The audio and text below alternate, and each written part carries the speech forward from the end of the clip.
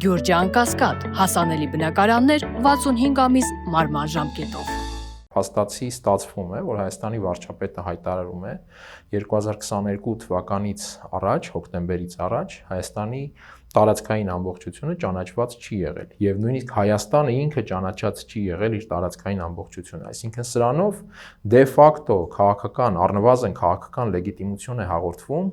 մինչեւ հոկտեմբեր Հայաստանի հանդեպ կատարված ոտնձգություններին, որոնք կրել են խաղաղ բնույթ կամ այսպես ասենք ոչ ռազմական բախումների բնույթ եւ ռազմական բախումների բնույթ։ Ես նկատի ունեմ 21 թվականի մայիսի այդ երբ քայլելով առաջ էին եկել ադրբեջանցիները 21-ի նոյեմբերին, կարծես թե նոյեմբերի 26-ն էր, եթե չեմ սխալվում, մեկ օրյա փաստացի պատերազմական գործողություններ եւ ամենից այսպես մասշտաբային այդ առումով ջերմուկի ուղղությամբ գրոհը 2 օր շարունակ, որը դե ֆակտո պատերազմ էր, լոկալ բնույթի այսպես պատերազմ էր։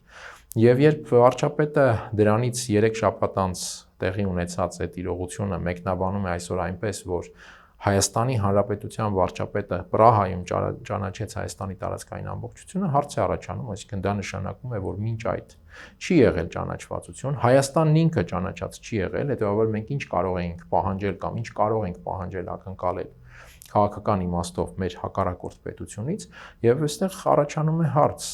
սա արդյոք որևէ կերպ միտված է տրամադրություններ շոշափել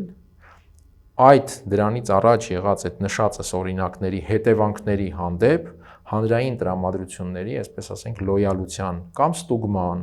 կամ ձևավորման, այսինքն այն իմաստով, որ այդ իրողությունները չեն էլ ենթարկվելու փոփոխության եւ նույնիսկ այդ սահմանազատման արդյունքում հարցերը լուծելու եւ այլնի հայտարարությունները դրանք պարզապես հռետորաբանություն են։